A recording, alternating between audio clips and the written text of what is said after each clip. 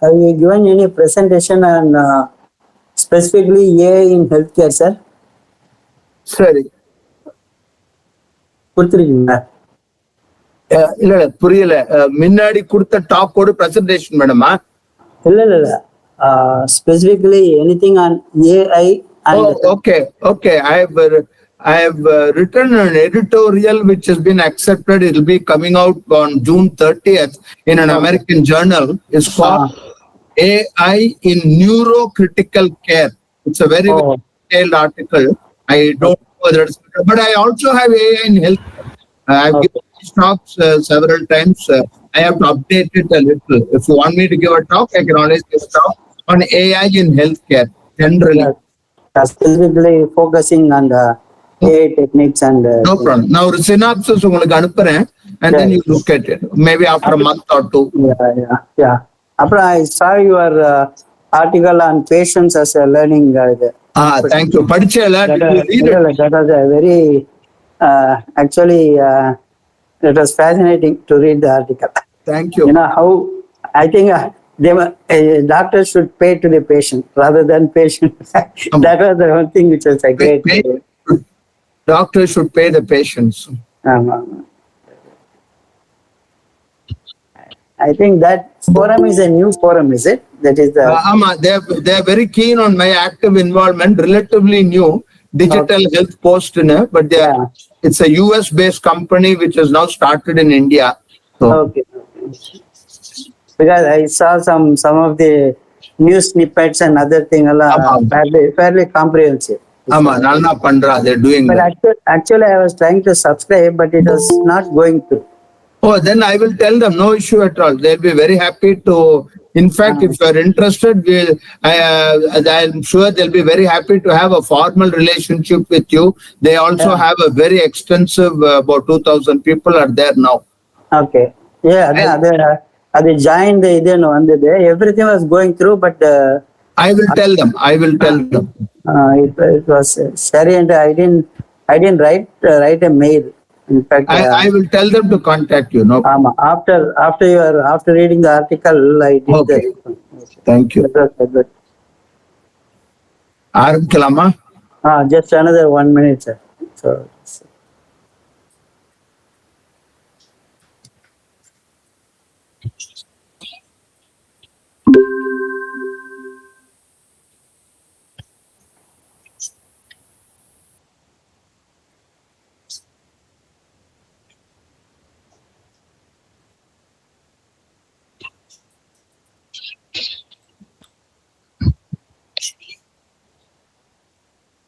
Okay, start பண்ணிடலாமா? Yes, sir. Good evening to one and all present here for this webinar. Wait. Recording started. Okay, sorry. Good evening to one and all present here. I welcome you all for this webinar on 5G in healthcare by Dr. K. Ganapathy. I welcome all the participants and all the members from various organizations. I welcome you all for this. Now I request Mr. H.R. Mohan sir, Chair Events IEEECS, to welcome the gathering and also to introduce the speaker. Greetings and good evening to one and all. On behalf of the organizing units, Computer Society of India, Chennai chapter, IEEE Computer Society Madras, and ACM Chennai, with great pleasure, I extend a warm welcome to our today's eminent speaker, Dr. Ganapathy, members and my colleagues from the organizing unit, and the participants joined the webinar through Google Meet, and those watching the YouTube streaming of this webinar. There has been a tremendous amount of developments in the communication technology, with 5G becoming a reality and experiments are going on with 6G and 7G in select countries. The deployment of 5G is leading to a significant transformation of several industries. While the healthcare industry is traditionally conservative, there has been a considerable amount of hype and aggressive promotion of 5G as a use case in healthcare. This presentation and 5G in healthcare will provide a broad overview of the landscape of the current topic of interest, highlighting the use, challenges, and potential of 5G in healthcare. Real-world applications of 5G in healthcare and the use of edge computing with 5G will also be presented. The features of 5G will also be compared with 4G and 6G. Specific clinical applications such as the use of 5G in simulating lab, telemonitoring, telesurgery, medical imaging, pre-hospital management, and use of robotics will be briefed. While concrete evidence that deployment of 5G actually betters the individual healthcare outcome is awaited, the information available today justifies preliminary trials using 5G in a controlled environment. The presentation will also address on the challenges in deploying 5G in a healthcare setting. Coming to introducing Dr. Ganapathy, the speaker of today's presentation, he is not new to the organizing units. He is known to us for over 2 decades, and we had organized several seminars, workshops, webinars on the application of IT in healthcare, telemedicine, and healthcare in 2030, a futuristic vision of changes in healthcare with the deployment of AI, ML, robotics, image processing, big data, and life sciences. Dr. Ganapathy is well known as a pioneer in telemedicine. His current interest now extends to space medicine too. Dr. Ganapathy is currently associated with educational activities. He serves as a distinguished visiting professor at IIT Kanpur, distinguished professor at the Tamilnadu Dr. MGR Medical University, emeritus professor at National Academy of Medical Sciences, and guest adjunct professor at Columbia University. Formerly, he was an adjunct professor at IIT Madras and Anna University, an honorary consultant and advisor in neurosurgery at Armed Forces Medical Services. He is the past president of the Telemedicine Society of India, the Neurological Society of India, and the Indian Society of Stereoactive and Functional Neurosurgery. In 1990, Dr. Ganapathy became the first in South Asia to get a PhD in neuroimaging, first neurosurgeon from South Asia to be trained in stereotactic radiosurgery in 1995, and later in robotic radiosurgery in 2008.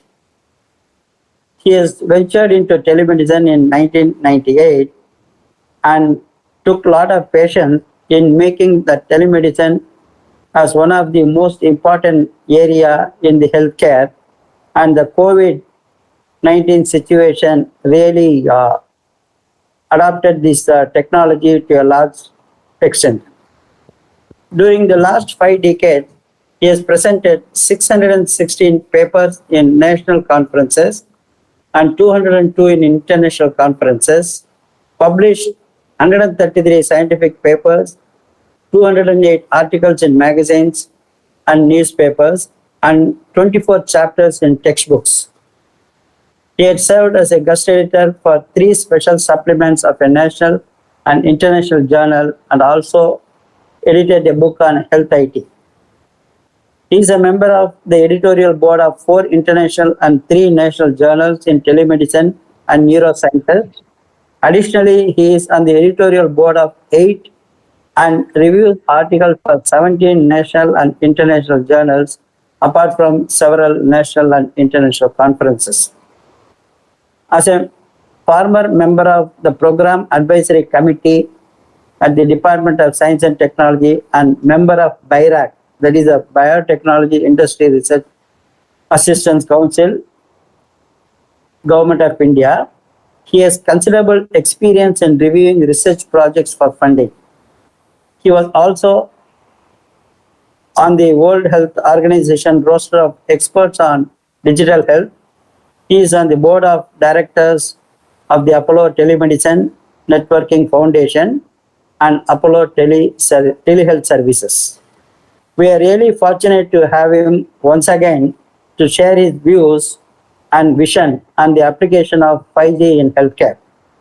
With this brief welcome note, theme of the presentation and the introduction of the speaker, may I now request Dr. Ganapathy to enlighten the participants on 5G in healthcare. Over to Dr. Ganapathy, please. Thank you, Mr. Mohan. You have made my job easier by summarizing most of the things which I wanted to tell you. At the very beginning, a disclaimer, I am not an IT expert, neither am I a telecommunication specialist. Are you able to see my slide, please? Yeah, yes, sir. Okay, fine. I'm neither an IT specialist or a telecom specialist. As mentioned by Mohan, I'm a neurosurgeon by training with considerable interest in technology. I like to fool myself by thinking that I'm a pseudoscientist, and I like to have evidence before I recommend a specific clinical application. Now, again, Mohan has emphasized very correctly that today we are in a stage of transition regarding the use of 5G in the healthcare arena. All transitions offer great opportunities. In the next 30 to 40 minutes, I'm just going to give you a bird's eye view of possible use cases. But I would like to emphasize again and again that we should not be carried over by the hype of 5G. Multinational companies obviously want 5G to be used as a use case for everything. I personally believe that the technology is only a means to an end and not an end by itself. At best, a technology enabler. My extensive review of the world literature suggests to me that in specific use cases, yes, 5G and even 6G can make a terrific difference, but the use is very limited. Now, you are all already aware that the bandwidth, latency is very important. But to me, the most important thing in healthcare is the capacity of 5G, up to 1 million devices per square kilometer, which is several thousand times more than with even 4G. At the end of the day, any application is dependent on ROI, the interest, what you're going to get return on interest. So here you see, so far as healthcare is concerned, 120 billion US dollars is what is projected by next year as a component of 5G alone in the broad area of healthcare. It is more than in public administration, defense, or even automotives. Evolution of wireless technology, you're all familiar with this. The most important thing is the speed is more than 1 gigabyte per second, energy efficiency, and most important, a better throughput and a low latency. This infographic shows how wireless technology today can be used in the entire hospital environment, in remote care, innovation, collaboration, patient safety, operating room. In other words, every single aspect of healthcare, there is a role for wireless technology. This is a complicated slide, but I intend to focus only on the end of 5G and nearing 6G. We are today talking of the Internet of Thinking, and preliminary studies are already going on how a thought process can be sent through experimentally through 6G tactile internet. Several years ago, I had the opportunity of actually feeling a crude haptic sensation on my hand through an impulse which came from another continent. This was at Stanford University. I'm sure in my lifetime, I'm going to see tactile internet, intelligent internet, what they call the Internet of Everything. So all this depends on considerable broadband, smart internet.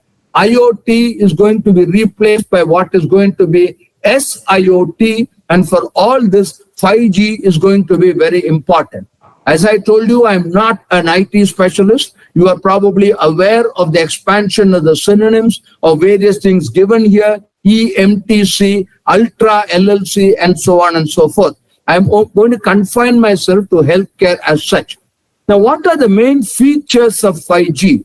There is an overlap. We are all aware of AI-enabled robots. It's available in many hospitals in India today. We are already aware of smart, personalized healthcare, and all this of some of the features of 5G and IoT. Now look at the application. Let us look at the applications of 5G in healthcare. Sir, 1 minute. Sir, 1 minute. Yes. At the bottom, the blue, after the blue, this button, there is one hide is there. No. Hide. Sorry? No. Yeah, I think you present it, sir. I've removed it. No, not, you have stopped presenting now. Actually, there is a button hide. Just I wanted you to click on hide. I'm so sorry. Okay. Sorry, enga irukkudu? You just go ahead with the presentation now, sir. Yeah, presentation. While presenting, at the bottom of it, there is a notification comes that you can okay. hide, and the notification can be hidden. Close பண்ணிடுறேன். Okay, முதல்ல நீங்க present பண்ணுங்க. Present பண்ணுங்க. Yeah, can you see my slide now?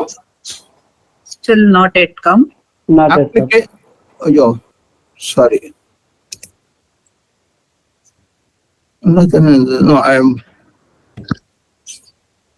You stop presenting. Present the thing. Or I'll just go back. Present now. Yeah. Okay, entire screen. Yes, sir. But share is not getting. Okay, share. Okay. Yeah, it's coming. Hide. Okay. Stop sharing. Next, hide. Yeah, that is it. Hide. Thank you. Thank you, sir. 1 minute now. இப்ப வருதா? வரல, sir. Okay. 5G in healthcare. That is the Yes, right. sir. Okay. Yeah. Okay. Sorry for this, my ignorance. Okay. Then we are talking of cloud computing 5G. The single most important thing of 5G is wearable devices. And I'll show you in a few minutes how I think wearable devices is going to increase exponentially. Again, we are talking of smart medical devices. We are talking of augmented virtual reality, extended virtual reality, and so on. For all this, very fast speed of transmission and bandwidth is required. Today, telemedicine, telehealth, etc. is going to become much more sophisticated with the use of 5G. Now, let us go into specific use cases.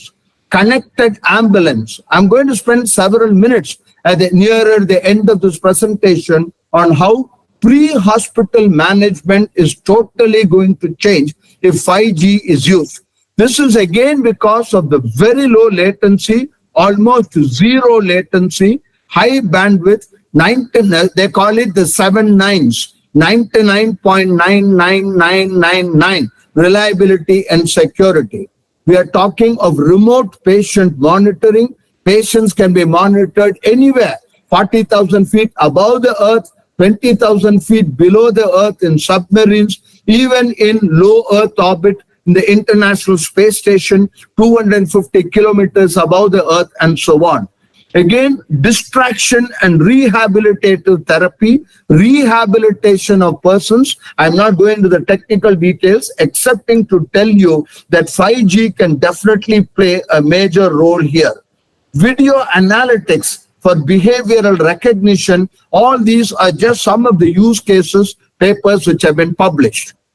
The COVID is behind us, but COVID played a very major role, not only in the adoption of technology-enabled remote healthcare, but this slide specifically shows you the use of 5G. In India, we did not have 5G during the height of the pandemic, March 20 to December 22. But in the more advanced countries, you can see here, data sources, stages of intervention, right from early surveillance to clinical management, access to ICT, information satisfaction, and so on and so forth. The 5G did play a major role in the remote management of COVID-19 patients in most of the advanced countries. This infographic again shows you how you can use what is called MIMO, multiple input, multiple output. I am honestly ignorant of what is called an MEC server, but I understand these are the specific technology used in the deployment of 5G. You can see here telesurgery. Now, the journalists and the media and, of course, the public are fascinated by the use of the word telesurgery. I would like to very clearly mention that when we say telesurgery, what we really mean is telementoring, meaning an expert surgeon who has done a particular procedure several hundred times, he wants to handhold virtually a younger surgeon who does not have the same experience which the senior has, which the mentor has. The mentee benefits with 5G because in less than 30 milliseconds, the senior is able to look in an immersive environment, is actually able to get into the abdomen or get into the thyroid or whichever gland the surgeon at the remote end is operating, and instruct and tell the surgeon at the remote end what exactly is to be done. This is what we mean by telesurgery. So it is actually telementoring. Another type of telesurgery, of course, is robotic surgery, where the console, the joystick, is manually operated by a surgeon at the remote end. Common sense tells you that this should be done in a couple of milliseconds, 70 to 100 milliseconds. And here again, 5G can play a very major role. Now, don't look at healthcare only as surgery. Surgery constitutes a very, very minor portion of the entire gamut of healthcare. Simple things like supply chain. Most of you have no idea what an enormous amount of work has to be done just to ensure supply chain management, particularly in a big hospital. Today, 5G can be used to contact the healthcare authority, to contact distributors, medicine equipment manufacturer, and so on and so forth. UAV, or unidentified aerial vehicles, drones, I'll come to this later, can also be controlled by 5G. So this infographic, I know it's too difficult to absorb all this in just in a talk. I'll be happy to make this available to anybody who wants to know much more of this. So here you can see IoT slice, high bandwidth and date rate applications, ultra low latency. That is what we mean. URLLC it is called. There are hundreds of apps now devised which specifically are 5G compatible or ultra low latency. Motion detectors. In my house, I have a light outside, a solar lamp, which has a motion detector. And anybody comes within 20 feet, it is amazing how the solar lamp turns itself on. Just increase this by 100 times, and you can see the tremendous use of motion detectors in a hospital setting, in an ICU setting, when wearables are used, etc. Patient wearing AR glasses, augmented reality glasses, if there is bandwidth 5G connectivity, this also will be extremely helpful. Now, real-time maintenance, emergency ambulance, you have all heard of chatbots. Today, I think there are at least 30 to 40 companies in India. If you just go online, you will find whether it is a travel agent, whether it is a credit card bank, whether it is a big corporate hospital, chatbots are freely available today. Very soon, we will be having what are called field bots. These field bots may even take a defibrillator to a place where a person has had a cardiac arrest. A well-known story is our late President Abdul Kalam, who collapsed while he was giving a lecture at IIM Shillong. If only there had been a defibrillator on the stage, perhaps he could have been revived. So all like this, you can see this infographic tells you the various ways in which it can be used. I was very surprised to note that there are scores of papers published in high impact index peer reviewed journals. Many of them come from China. 5G apparently is routinely used now in emergency rooms in China. And the interesting part is that drones are used within the hospital. Drones carry laboratory material. See, most of the hospitals, the big hospitals are really big. It's almost 300, 400 meters away from a ward from the laboratory, and drones are used, and all these are controlled using 5G. Nursing, personalized nursing, again AI robots, hospital information system, environmental disinfection. These are the routine nursing care, blood collection, endotracheal intubation, and so on and so forth. Communication apparently is done by 5G. I personally think this is overkill, and I think this is a classical example of trying to use too much technology when it is not really required. A couple of seconds, I really don't think is going to make that much of a difference. M-Health is the future, or rather it is a present. We all know that most of the people, particularly the younger generation, are much more comfortable with a smartphone.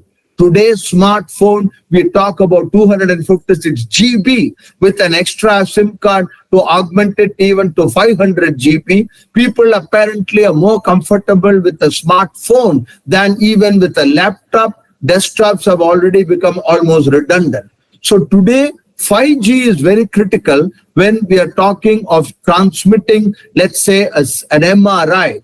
An X-ray or a CT scan, 3G will do. But when we are talking of a mammogram, when we are talking of functional MRI, when we are talking of PET CT, PET MRI, etc., there are various imaging studies which are extremely data intensive, where a single image could be 1 MB and 2 MB. A single image, and we are talking of transmitting 30 to 40 images, and for a second opinion, the consultant has just no time as a use case to go to a radiology department and sit in front of a large console. He would like to see it on his smartphone. For this, certainly 5G can make all the difference. Mobile telesurgery units, these are also available in several parts, including India. Connecting a mobile telesurgery unit with a super specialty hospital, the big ophthalmic national institutes like Shankar Nethralaya, Arvind Eye Hospital, Agarwal probably, and many of them which have branches all over the country.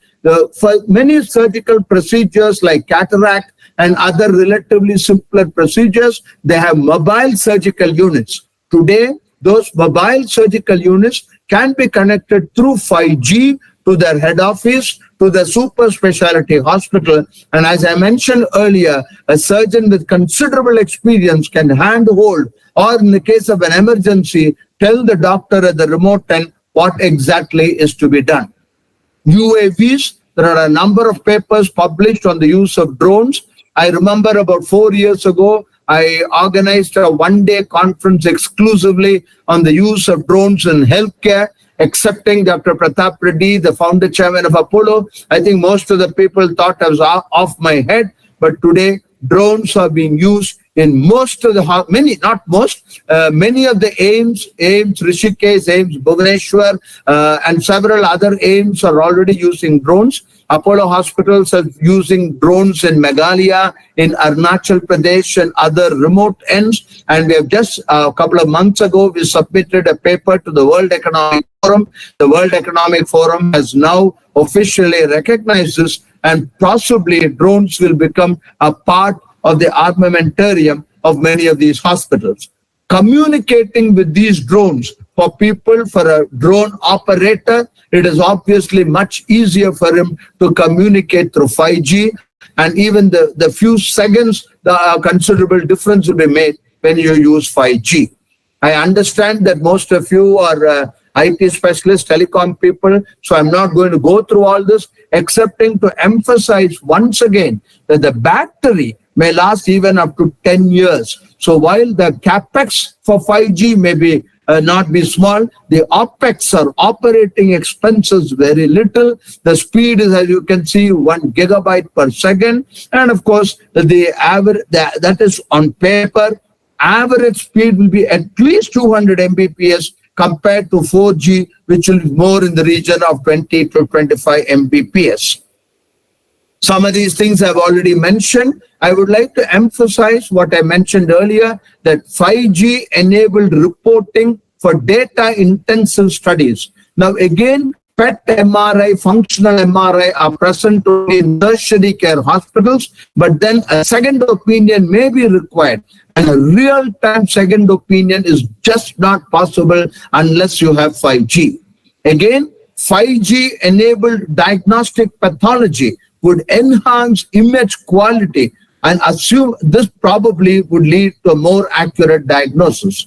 Again, I'm very happy that telepathology is slowly coming of age in India. There are several organizations, a public sector undertaking like Tata Memorial Hospital is leading this probably. Apollo hospitals and a few other corporate hospitals also have digital pathology, telepathology as a regular feature. And here again, 5G will definitely make a difference. Teleophthalmology, a 5G connected smartphone attached to a portable slit lamp will provide high quality live streaming images. Ultrasound using robotic arm. Unfortunately, all over the world, particularly in India, the regulations and the law is far behind the exponential increase in use of in technology. The Indian law regarding ultrasound is still primitive. We are more than 15 years behind the time, and purely because the regulations do not keep in touch with the phenomenal advances, we are not able to use many of these, though technically we are capable of doing it. I want to spend a few minutes, and I'll show you some photographs also, on simulation centers. The National Medical Commission of India, which has replaced the Medical Council of India, as many of you may not be doctors, you may not be aware, has mandated that every tertiary care hospital, every medical college having postgraduate and super specialty courses must have a simulation center. Simulation centers are also mandatory in nursing colleges as well, physiotherapy and so on. However, to have a state-of-the-art simulation center is very, very expensive. And again, the Apollo Hospital foresaw this, and several years ago they set up what I think is one of India's largest simulation center in Banagaram, more than 8,000 square feet, built at a cost of several crores. Now, the main, what does this have to do with 5G? If the receiving end, let us say Chingalpet, Kanchipuram, Tirunelveli, Kashmir, you name it, some distant place, if they have 5G, and of course a simulation center will obviously have 5G, a person from the remotest part of India with an effective 5G in internet connection will be able to literally immerse himself in what a person physically can see in the simulation center. It is very expensive to set up simulation centers. So if there are 4 or 5 simulation centers in India, they could theoretically contact or be in touch with more than 300, 400 medical colleges in the country. So this is one area, a definite use case of 5G. Again, virtual reality based training and therapy. Today, most of the big national institutes, the tertiary care hospitals have already started using VR headsets. A 5G enabled virtual reality, a simulated presence is generated by computer graphics, allowing a user who can be located anywhere in the world, in another continent even, to interact with the simulated elements in a seemingly real way. Truly immersive extended reality and a high fidelity mobile hologram can also be used for therapy. Of course, all this is going to take a long time. I visited the simulation center some time back and spent a few hours there. And for a person like me, trained in the 20th century, I call myself, well, I belong to the BC era, not before Corona, but before computers. There was not a single computer in Madras Medical College Government General Hospital, even when I was doing my postgraduate training from 75 to 80. The world has turned upside down, and it was amazing for me to see and learn what I could never, ever have learned otherwise. So imagine with 5G, one is able to do all this, etc. 3 years ago, 2021, this was the first incident in Seoul University Hospital in Korea. An amazing feat where 250 thoracic surgeons from every continent in the world were connected real time with 5G. Every one of the thoracic surgeons was given a head-mounted sets, augmented virtual reality, extended virtual reality, and so on and so forth. And 250 thoracic surgeons from, I think, about 200 different operation theaters in the world were able to see exactly what the primary surgeon saw at the Seoul National University. This has been repeated several times now. Today, there is a Metaverse Doctors Association, and for some strange reason, this also, most of the members of the association, founder members, are all neurosurgeons. Devices, I think I'll take too much of time if I go to all this. This is all also prepared for a medical audience. So I'll just quickly go through the area without going into the details. Many of you are familiar with digital twins, with an avatar. Digital twins are being used in the automobile industry particularly, and today digital twins are also available in India. Imagine my entire medical record, even before I was born. Of course, it doesn't apply to me, but I'm talking of the new generation. Your antenatal ultrasound will be put, and today Ayushman Bharat allows you to store the data in the cloud. Every single investigation of somebody born 10, 15 years ago can be put up in the cloud. A digital twin can be created. Now, for this digital twin, for us to experiment, quote unquote, on the digital twin, obviously, if two consultants across the different parts of India are looking at the digital twin, obviously the use of 5G will make things much more easier. Smart hospitals, we no longer talk of hard work, we talk of smart work, and very soon, most of the hospitals in India will officially become a smart hospital. Connected ambulances. Most of us have seen Netflix movies. We see how the cops have a webcam on them. It was quite interesting to see that a couple of years ago, almost a year ago, both in Apollo Hyderabad, Bangalore, and Ahmedabad, we started the first 5G-enabled ambulances, and our paramedics and the ambulance driver today have body cams. So they have cameras which they wear. And pre-hospital management is today a reality. Let's say somebody gets a chest pain, even as the patient is being put into the stretcher and even as he's being transported into the ambulance van, an ECG is already taken, sent by 5G immediately to the central command center, and within 2-3 minutes, a diagnosis of an impending myocardial infarction or an established myocardial infarction is made, and in another 2 to 3 minutes, the highly trained critical care nurse who is inside the ambulance starts antithrombolytic therapy. This is being done. It's my dream and hope that this will be available not just in 20-30 ambulances that is available today, but it will be available in every single hospital in Tier 2 and Tier 3 cities throughout the country in the next 5 years. Colonoscopy, AI-guided colonoscopy, again, 5G has been used, and this has also been published. And like you have VPN, virtual private network, you can have a VPN in a hospital also, a totally private 5G network. Clinical trials, large multi-institutional remote clinical trials. This is called an in silico trial because it takes years, it takes 5 years to 10 years to test various drugs before the drug can be approved even for a clinical trial. Today, large multi-institutional remote clinical trials can be done with digital twins, can be done in a computer with simulation, and here again, 5G can play a very major role. I had mentioned, and Mohan had also mentioned this, Edge, I don't know much about it, but I understand that Edge Analytics is available so that the data for computing need not actually be sent to the cloud.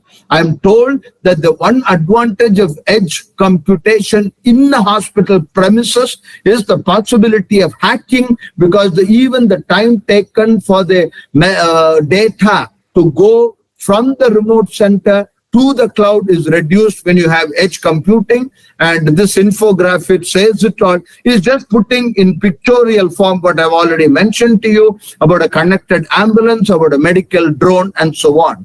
Blockchain obviously is used for medical data sharing and for various other aspects of medical data. Now, tele-rehabilitation. This is one specific use case, because here, this is something very, very highly specialized. Only people who are physiatrists, a physiotherapist, and a doctor with an MD in rehabilitation, these people will understand that ultrasound monitoring can also be done. And for this ultrasound monitoring to be done in real time, you require 5G. Of course, you require a 4K head-mounted camera, and so on and so forth. You can see the towers all should be 5G enabled towers. This is again just a representation. It's going to be several years before it comes into practice, but just to tell you what all can be done. Here is a paper published which shows a retinal specialist in Beijing communicating with an ophthalmologist and a patient in another part of China using an audio-visual system and 5G. The retinal specialist, please remember, they're gone are the days of an ophthalmologist, optometrist, and so on. Today, an ophthalmologist subspecializes into 5 or 6 different subspecialties, of which retina is one such. So one can do a telephotocoagulation procedure only through 5G, where the retinal specialist at the command center is in communication with a local ophthalmologist, and using 5G, the retinal specialist draws a treatment plan on the screen of a laptop that is visible within 10 milliseconds, because 5G is used, to an ophthalmologist on the laser machine display. Thus, the retinal specialist in Beijing was able to monitor the entire laser procedure through the telemedicine platform using 5th generation network. Similar thing, tele-robotic ultrasound imaging. There are several situations, particularly in the International Space Station, for example, and with the Gaganyaan mission, and with Indian cosmonauts hopefully leaving the Earth by 2026 at the latest. In case something happens, an ultrasound needs to be done away from the Earth. For an ultrasound to be done away from the Earth, you require 5G and other types of fast communication. Unfortunately, Indian rules, as I had already mentioned, are very, very primitive, and therefore, unless the regulations are changed, there will be no research or no progress for this part of it is concerned. Fetal heart monitoring, and I'm very happy that the BIRAC, Department of Biotechnology, I have been involved with some of the evaluation processes. Today, to my knowledge, there are at least 3 to 4 totally indigenous fetal heart monitors made at 1/10 the cost of the United States and other Western countries by startup companies in India, which are now in the final stages of clinical testing.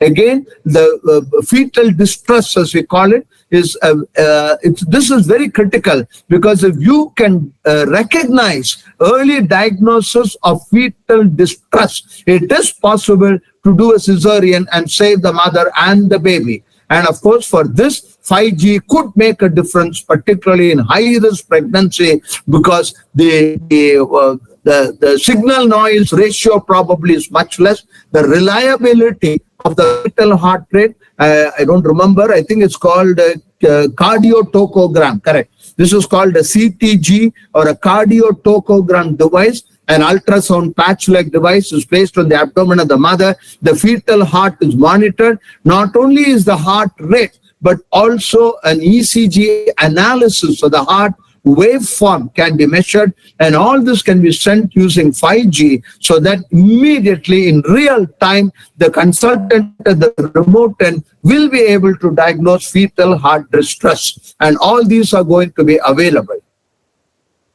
This was what was mentioned in the media, that Airtel and Apollo hospitals had conducted a 5G-based technical trial for colon cancer detection.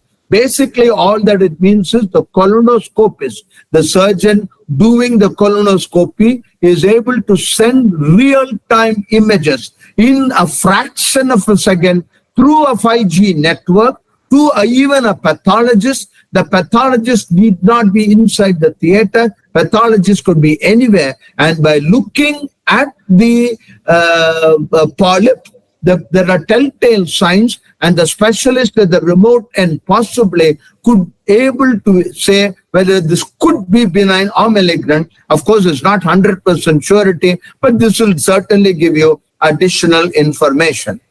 Just some pictures. I've already spoken about 5G ambulances. I'm not going to spend more time talking about all this, excepting to say that this is an ability to initiate primary treatment inside the ambulance with a paramedic or with a junior doctor, totally managed and controlled by a ER specialist.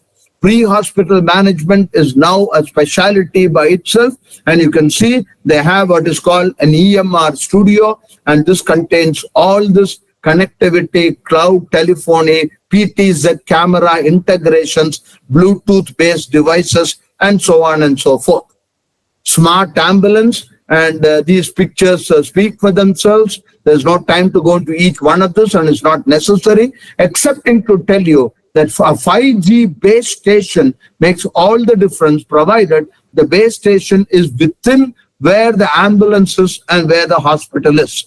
Voice acquisition, medical records, onboard equipments are available by the time. Of course, facial recognition, if Digiyatra can be used in airport, the same technology is used, facial recognition. Let's say it is an old patient of a particular hospital, just with a phone, with your webcam, with your body cam, you take a photograph, and within 10 seconds, you can retrieve the entire medical record, which is stored in the hospital.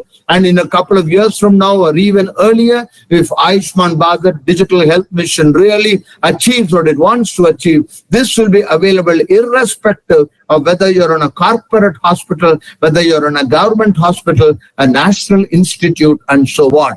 There are a lot of benefits of 5G connected ambulances. At the moment, there are a lot of problems because compatibility with 4G and 5G networks, obviously we do not have 5G networks everywhere. So right now, the 5G enabled ambulances now have to devise all sorts of procedures so that there is a seamless integration when it enters a 4G network area. Even if the ambulance is to travel 3 kilometers or 2 kilometers to the hospital, the entire 2 kilometers is not 5G covered. And these are all periods of transition. I am hoping that in a few years, the entire area will be 5G covered. I think I have given enough use cases.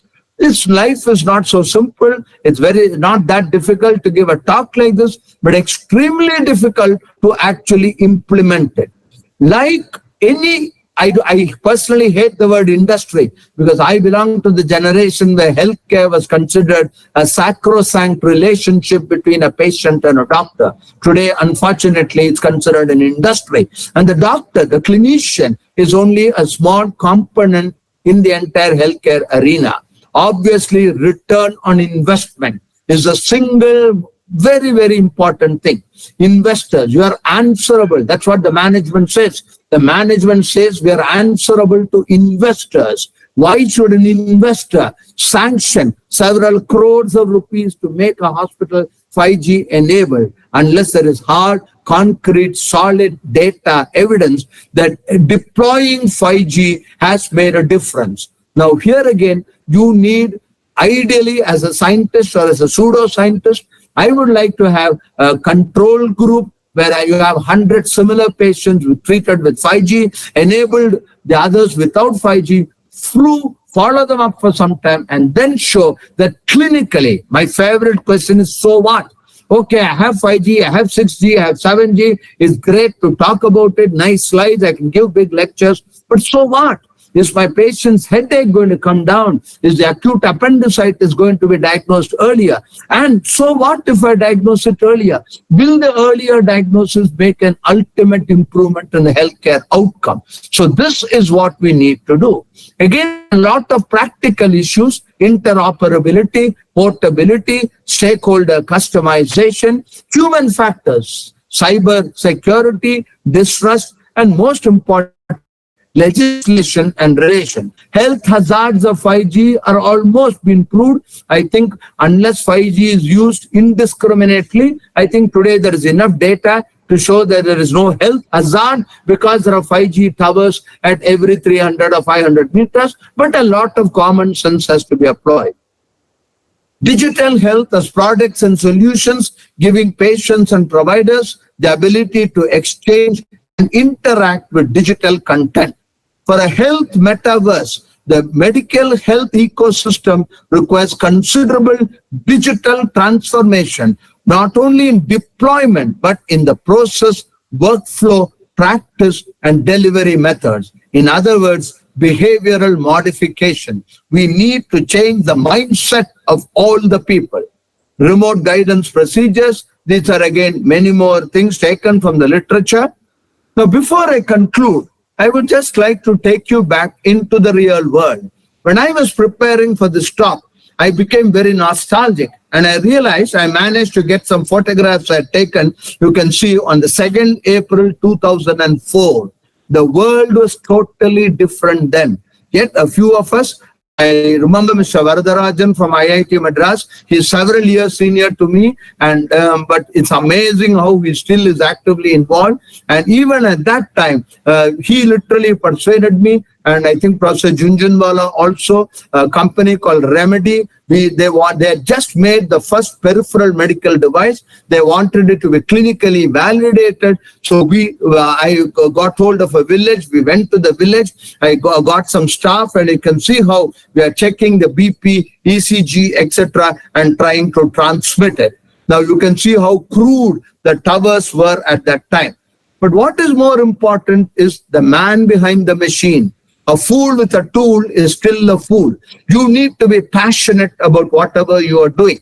In 2005, Ericsson obtained a special permit from the government of India before 3G was made available to the public. They got this license only for 3 months. They approached me and then they asked me, we want to transmit ECG, heart sounds, respiratory rounds, pulse rate, photographs, etc., etc. As a telemedicine enthusiast and evangelist at that time, I was just waiting for this opportunity. I said, yes, of course. And then I got hold, it took us weeks to organize this, identified a village near Madurai. We actually Ericsson put up a small little tower and we used 3G. I'm talking of 3G.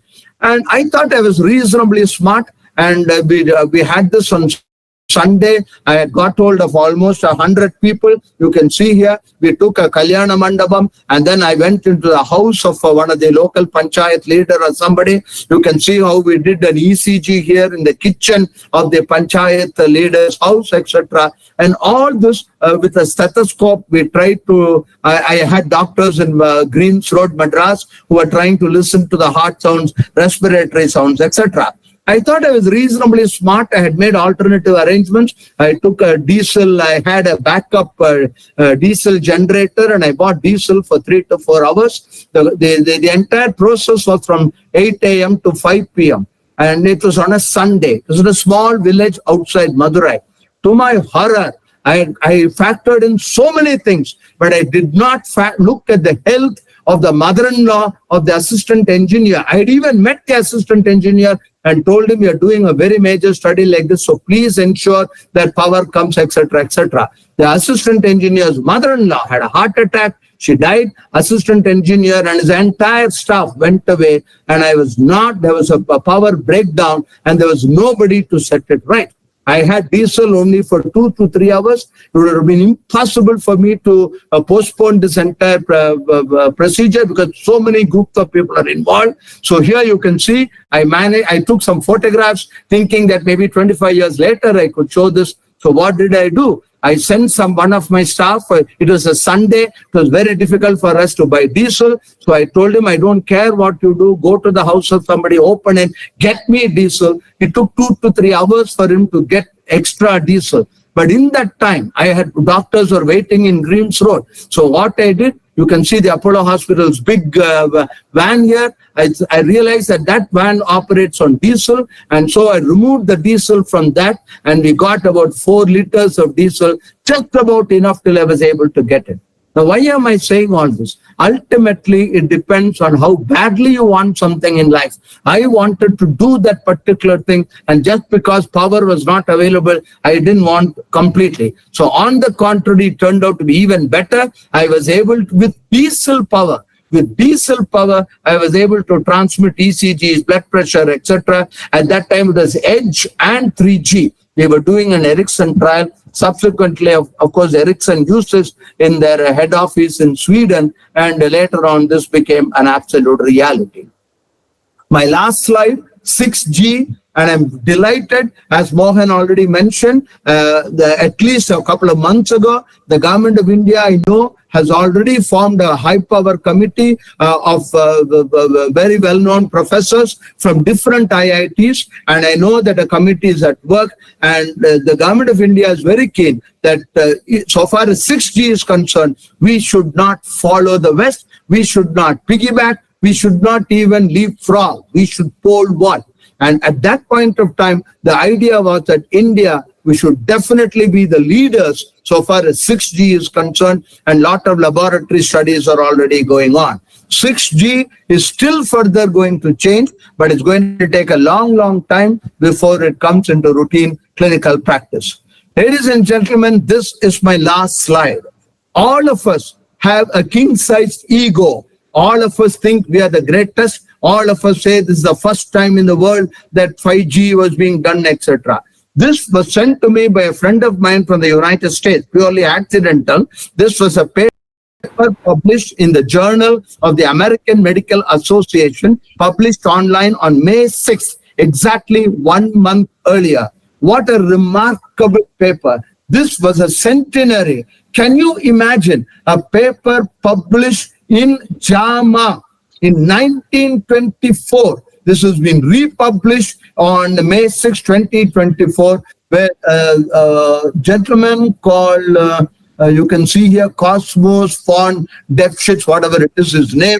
You can, all the credits are given here. The Doctor of the Future, 1924, he published the paper. 1925, he published another paper. Just look at this. 100 years ago, this gentleman was able to foresee, may not be 5G, may not be cellular phones, may not be mobile phones, but he was able to foresee modern technology expanding the doctor's scope. And in 1939, he published one more paper. The doctor is connected to his patients throughout the world.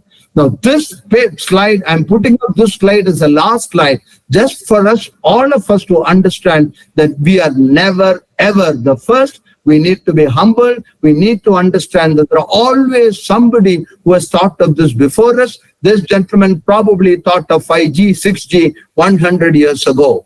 Never stop learning, because life never stops teaching. If Moses was to come down to the earth again, every one of his 10 commandments would have the prefix, thou shalt digitally transform. Again, you can see this, it depends on how you think you look. When you look at the mirror, look at what you want to be. So what is my take-home message? My take-home message is the technology is amazing, technology is fantastic, but I, as a doctor, as an old-fashioned doctor, as a clinician, the primary purpose of my existence is to provide tender, loving care to a patient, is to heal, to cure him sometimes, but to comfort always, to treat, to cure sometimes, to treat often, but to comfort always. And therefore, and of course, my white hair very clearly shows that I'm too old now to be influenced by the environment around me. I only hope the younger generation does not fall for a prey. Unfortunately, the public will think that the hospital belongs to the Jurassic Park if you do not have 5G. 5G is considered a sign to show that the hospital is up to date? Yes, maybe, perhaps, not necessarily. And therefore, the data provided at the moment is enough to justify further research, further studies, meticulous documentation, and I hope in 3-4 years we will have enough data, clinical data, to show that 5G, 6G is necessary to be used in a hospital. Thank you, Mohan. Thank you, all the organizers, for giving me this opportunity. I do not know whether anybody benefited or not, but preparing for this talk certainly benefited me as an individual. Thank you once again. Excellent presentation, sir. Oh, sorry. Thank you. It's okay. Excellent presentation, sir. I have a nice idea about 5G in healthcare, how it's work. It's a nice presentation. Sorry, I hope the audio video was okay. I didn't make a Yes, sir. Okay. Thank you, sir. Thank you for the excellent presentation, sir. Thank you. Sir, there are a few questions. Can I just... Yeah, please. First question, sir. Carrying mobile phones and wearable devices increase the exposure of 5D radiation. Does 5D radiation impact our health?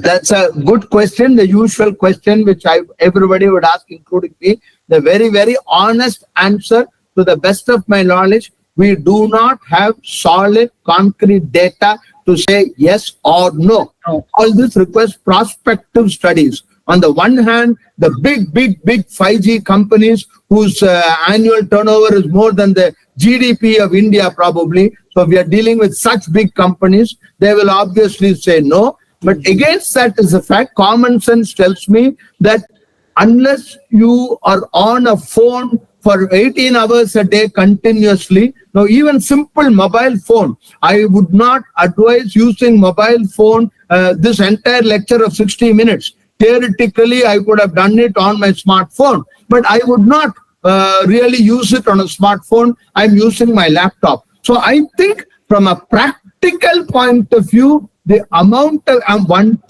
the technologies become better and better. People are conscious, aware of it. The most important thing is class action suits are now being filed world over. So all these companies are extremely conscious that there could be a suit against them, and if one single case they prove that the radiation caused a deleterious effect, there'll be 100 million people filing a suit.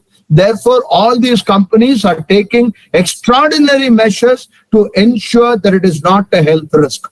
So I think, again, it's common sense, it's intelligence. You weigh the pros and cons. You and you alone, meaning the organization, decides on whether the possible benefit which you will get out, the risk is not zero. The risk is not zero, but my argument is when I walk in Kanyakumari on the sands of the river, the radiation which I get in Kanyakumari is almost as much as the radiation which I would get in a 5G phone. So such negligible amounts of radiation are not going to affect you. Thank you, sir. Next question. Is it possible to telefer pathology with AI, VR and 5G towards diagnostics? Yes,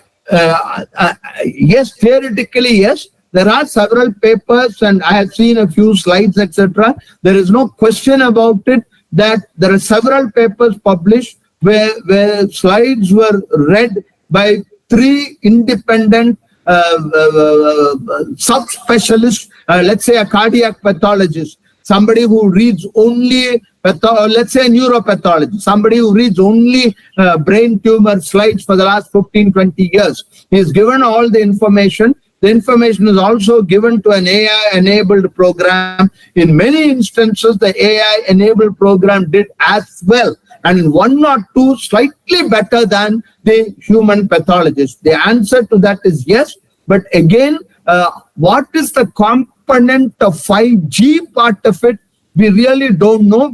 Studies are going on. What you have asked is a very relevant question. I don't think 5G is going to change that. My common sense tells me that the quality of the image, the improvement in the quality of the image will be very, very little with 5G. And honestly, we take into account so many considerations when we make a diagnosis. The human brain is, please never ever forget that it was NI, native intelligence or natural intelligence, which made AI. So when I diagnose and give a label to a tumor, I also take into account not the image characteristics. I take into account the gender, I take into account the age, I take into account whether the siblings had a similar cancer, whether the parents had a similar cancer, whether the person was working in Kalpakam atomic energy plant, etc., etc., etc., etc. So there are at least 25 different variables. I give adequate weightage. My brain, each of these 25 different variables, and the pathologist finally makes a diagnosis. 5G, ladies and gentlemen, is not, I repeat, 5G cannot take over what I just told you. 5G can only reduce the speed, can perhaps make the quality of the image a little better, but this slight incremental increase in quality, I honestly don't think is going to contribute to a diagnosis. But having said that, I don't know unless we do regular good scientific studies, but I'm afraid these scientific studies are not going to happen because the powers that be are too powerful. Nobody would encourage such a scientific study, because if such a scientific study shows that 5G is not having any role at all, then it will be totally different. So many of these studies, we live in a utopia. We need to live in the real world. We are living in a world of our own. So many of these studies may never ever take place. Thank you, sir. Thank you, sir. Next question. Why the cost of treatments are not coming down by application of these newer technologies? You made whoever asked that question made a fundamental mistake. The newer technology will only increase the cost. Please understand, from a patient's perspective, somebody has to bear the cost. Now, India, and though the insurance is tremendously increased, when I graduated in 75, insurance was covered by about 6% of the population. Today, almost 65% of Indian population are covered by insurance. Please understand that modern healthcare is expensive. There are no two questions about it. Do you want to go in a very cheap Boeing? Suppose you have the choice between going in a plane from Madras to New York, manufactured by Boeing, Lockheed, or one of the big companies, or with a startup company who has manufactured it at 10% of the cost. Would you be willing to sit into that plane and go? No. Modern medicine is expensive. We cannot sacrifice it. Your judgment, clinical judgment and wisdom comes. Reducing the cost can only be done by avoiding unnecessary investigation. That is the hallmark to reducing the cost. Cost cannot be reduced. As the years go by, cost will only increase because we are getting more and more information. Today, it would be considered malpractice if I do not do a genomic study. Today, we know that based on your genetic profile, you are going to metabolize a drug in a different way. And therefore, for particular drugs, we must have a genetic study. We did not know this 5 years ago. So modern healthcare will never, ever become cheaper. It will only become cheaper by avoiding unnecessary tests, by not falling for the hype, by still trusting. Unfortunately, the word trust has disappeared. My patients want an MRI. When I tell the patient, look, and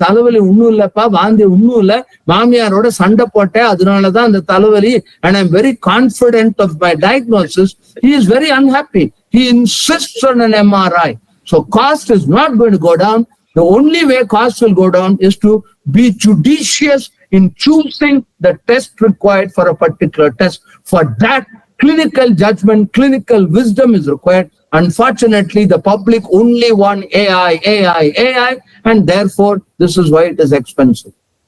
Thank you. Thank you, sir. Thank you for the excellent answer. Next question, sir.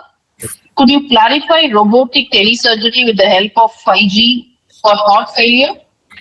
For heart failure. Yeah, heart failure. Okay. One, I am not competent to talk. I'm neither a robotic surgeon nor a cardiac surgeon.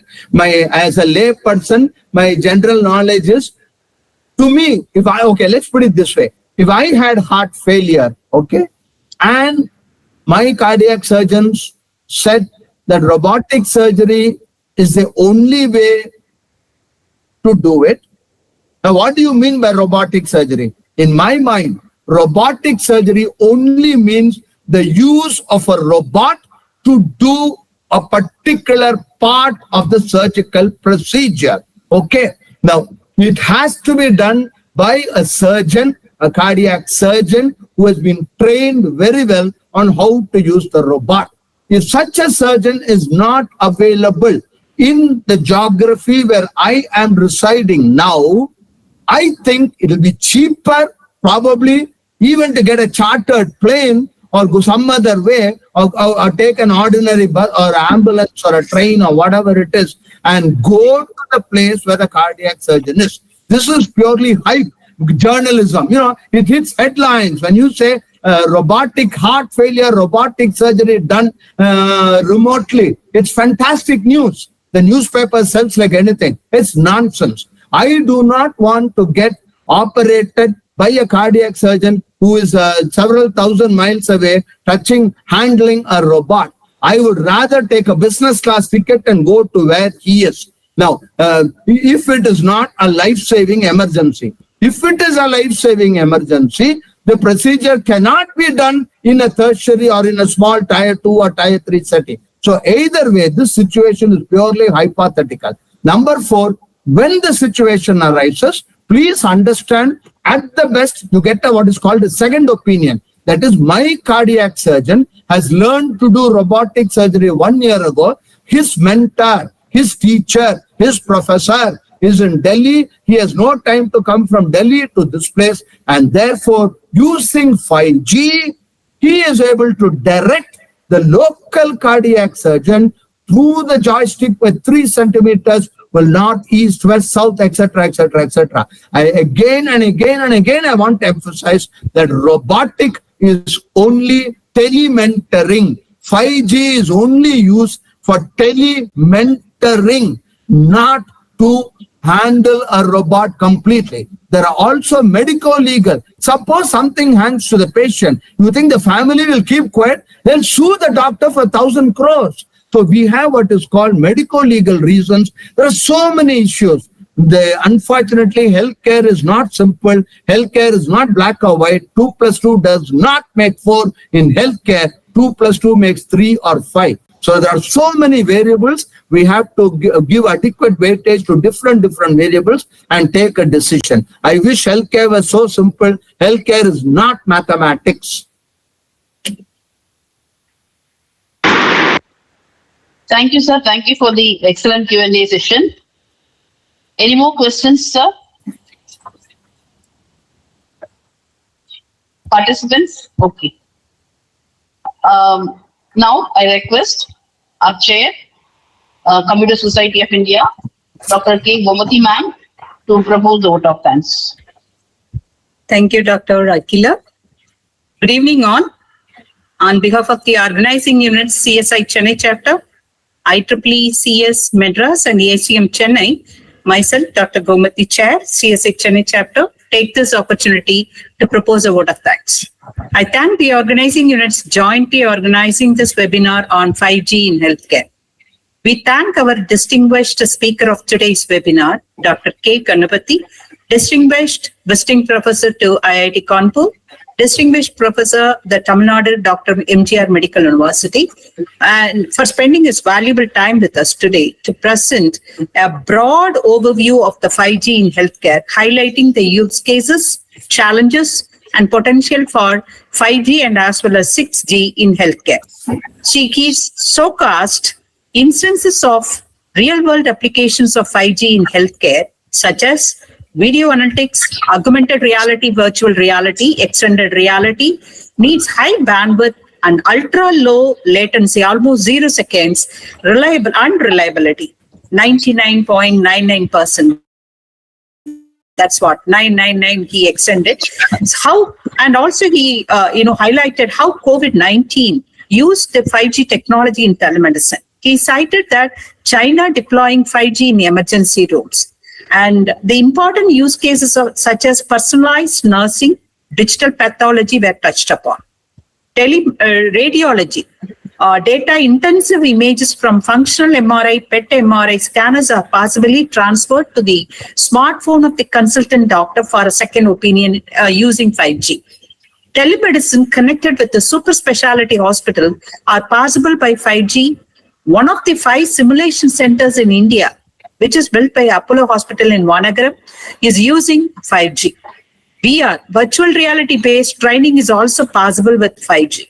5G-enabled digital twins avatar applicable to healthcare was also highlighted.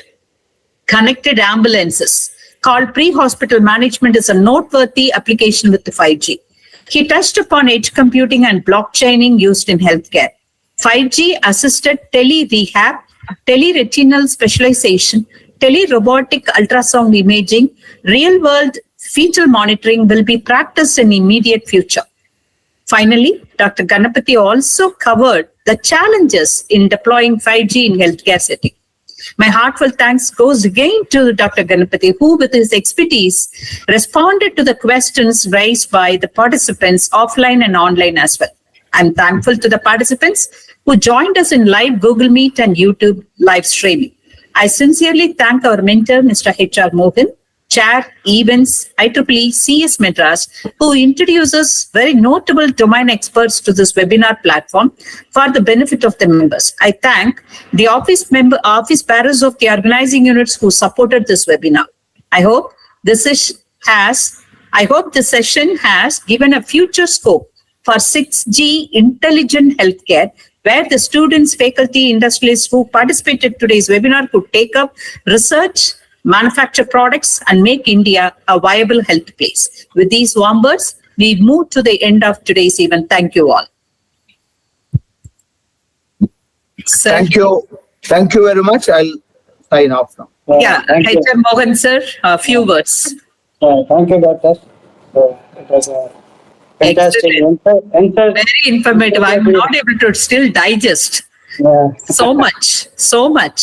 It is an encyclopedic session. I know. Thank you, Doctor. Thank you. Thank you, Doctor.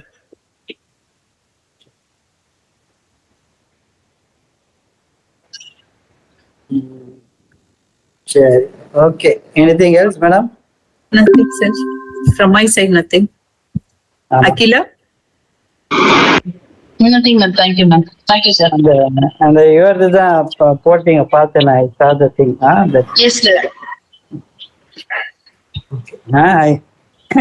I'll be away for about 10 days from 15th to 24th. Okay. So I will try to join that 22nd meeting, depending on the availability of network. Okay. So Sure, I think there shouldn't be any problem, but subject to this one. Okay, And sir.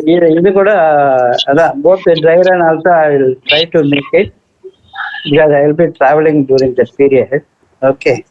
Okay, sir. If you allow me, then I will do the welcoming and introduction. No, that's it. I will keep you posted. So during the duration, during that time, whatever possible, I will. I will be in texting, message pandra. I will be in touch.